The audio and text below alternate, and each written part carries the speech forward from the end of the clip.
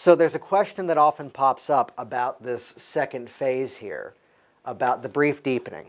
Why is it there? And it's something that many people pass over, this brief deepening section of the Dave Elman Induction, and by doing so miss on a very, very simple piece of knowledge inside of this process. Remember, process, not a script. We do the small muscle catalepsy, relax the eyelids, they just won't work, test them, satisfy yourself. The next official phase, if we really want to track it, is the fractionation, to let the eyes open, to let the eyes close, which you'll sometimes see the commentary where someone will say, that seems like a bit of an interrupt, that seems a little awkward. We just had them relax the eyes and test them so they won't work, and here we are immediately saying, let the eyes open, let the eyes close. Well, there's a second phase right here in the middle that not everybody talks about. And it's just referred to as a brief deepening, which think of this as your shortest and most efficient progressive muscle relaxation.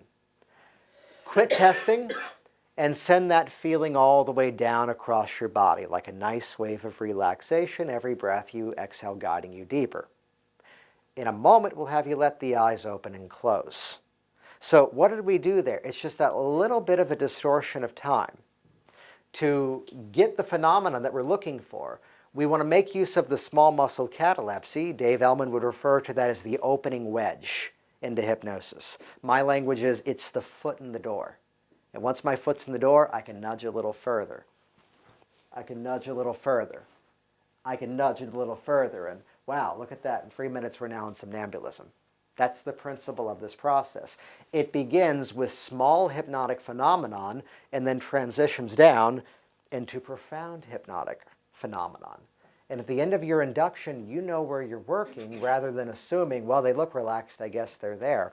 But this phase of the brief deepening, just to highlight it, just because it's an interesting discovery that really only by listening to some of the Dave Elman recordings, there's hundreds of hours of recordings of him in the room training the doctors.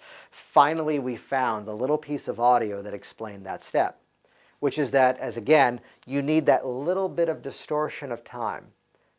Think of it as just simply you're moving on to something else for a moment. It's a temporary distraction to then go back in and make use of fractionation, which I'll tell you now is one of the most powerful hypnotic deepeners you could possibly do. So you just kind of need something there to make it work. And that's what that brief deepening does. So if there ever is the question about that seems a little abrupt, the reason is, well, there's actually something in the middle, even if that something in the middle only takes a second or two. Now, do not fall prey to the game of trying to improve this. Because I'll tell you, over the years, I have tried so many times to make this better. And every time I've made it better, I made it not work. And the more of a purist I became and going back to the original, that's when it worked. I will let you discover this on your own. There is a well-known repackaging of this, which, again, I'll let you discover it on your own. Someone has put their name and Elman together, and they've published it as an improvement. And it is not, because it is not the Dave Elman Induction. The final phase of it ends, let the numbers fade and fall away. And as they're gone, nod your head. The goal is the amnesia. And you'll see this moment when we get into the workshopping of it. There is a specific check-in. Are they gone? Yes. Good. Continue to go deeper. Or my style is, as they're gone, nod your head. Either way, I'm getting a confirmation. The popular variation is put in less effort with every number you say. And when it feels as if it's too much effort to keep going, let me know. Nod your head. So it'd be 100, 99, 98. Which, when it feels as if it's too much effort that you can't say it, is that amnesia? No. It's aphasia. So there's a community out there that is hyping a variation on this, which is supposed to be an improvement, but it doesn't end with somnambulism. And I want to highlight that here because, again, The reason I put that out there is not to put down another method, but instead to point out that the more I go back to the origin of it, the more that I rely upon the fact that this thing works, and I do it as it was originally done, that's when it works. So yes, there are moments in this course where I show you specific improvements. What you're going to see as we actually go into the discussion of the wording that I use is really more so of a sanding down to the essentials, getting to the essential words that absolutely need to be there, rather than adding a bunch of extra crap to it thinking I'm going to make it better. Because the less I say as I do this, the better it works. I mean, the example of the large muscle catalepsy.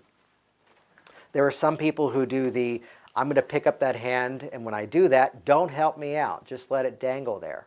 Well, if I don't want you to help me out, why would I bother reminding you of it? My favorite principle, again, when all else fails, apply suggestion. Hey, I'm going to pick up that hand by the wrist. Whenever I do that, let it just dangle there like a wet towel. Let it just be loose, limp, and lazy like a rag doll. If I let it fall, let it plop. And I give them the sound. So then when I pick up the arm consistently with that language, they're not helping me out. And I didn't have to remind them to not help me out, because I put the language in there. I put a little bit of onomatopoeia in there. Just let it dangle there like a wet towel. When all else fails, apply suggestion. I threw in a few metaphors. Like a rag doll, when it falls. Remember, suggestions are not just words. They're sensory verifiable experiences. I gave a sound effect. As it falls, let it plop right back down to the arm of that chair. Notice how that takes you even deeper. In a moment, I'm going to pick up that hand and drop it. Now, as I pick it up, as it falls, go even deeper. It's the same formula over and over. In a moment, we'll have you give those eyelids a try. As you do that, they just won't work. Try, they just relax. And quit testing as you send that down across your body. That helps you to guide. Each and every step logically leads into the next. I have experimented with changing around the order because I thought it was so clever to say, quit testing the eyes, relax, and send that feeling down to your arms as I pick up the arm and drop it.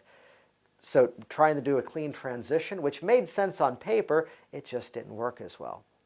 And again, do not fall prey to the game of look, don't see. Because what happens when I get to the fractionation, and maybe you are holding on to the phenomenon of the small muscle catalepsy, and the eyes aren't working. Do not ever work by assumption, always work with intention. I'm going to want to make sure I follow through the phases of that fractionation specifically because I know how powerful of a deepener it's going to be and how much it's going to help our process. I may comment on it though. Yeah, sometimes it takes a little bit of effort. Give them a good tug. You'll get them open eventually. There we are, great. Let the eyes open, let the eyes close, and go 10 times deeper. And we'll talk about some of the specifics of language. But again, do not work with assumption from this point forward, and also follow the steps because the steps work. I'd just like to highlight that little bit about the brief deepening because again, this is a disconnect and this is that little bit of a distraction in the middle which now makes the fractionation more reliable. A little psychological principle in the fractionation. You are a person who is now being hypnotized for the first time, and I've just now told you to open your eyes. What do you think their assumption would be now that my eyes are open? What could that possibly mean? That they're done. Yeah, that they're not in hypnosis anymore. Well, my eyes are open. What do we know? As long as they're still in the process, they're still in the process. So on one side of things, there's the physiological trait of the rising and falling of energy of the eyes open and close. There's also inside of the fractionation this little bit of a psychological principle that I am now re-emerging you and let the eyes close. And in that moment when the eyes are open, they're still in a suggestible state and they're in that phase looking for the next instruction. And we are immediately there, close the eyelids back down and go 10 times deeper. So the logic of it, one step leads to the next. When we're back from lunch, we will go through the specifics of it. We will practice it in the first half, practice the second half, put the whole thing together. I will give you the filter ahead of time. The reason we spend so much time on this one technique is, yes, it is the workhorse routine. Yes, this is probably the one technique I use in every first session with every new client I work with because nothing works as well as this. This gets the 98%, and with modifications, I can then get the rest. It's that reliable. Why would you bother with anything else, is my honest opinion on that. The side effect of learning this technique, though, is it teaches you how to think your way through the hypnotic process. Because what you'll be able to do now is, as you're learning the individual components, you'll be able to pick up a hypnotic script, whether it's an induction, whether it's a technique, and what someone else would perceive as just being a bunch of words on the paper. Okay, well, it's doing fractionation here. Okay, well, it's playing the association-dissociation game here. Okay, well, this moment is going for some catalepsy. And now you're working with intention. Now you know what you're doing.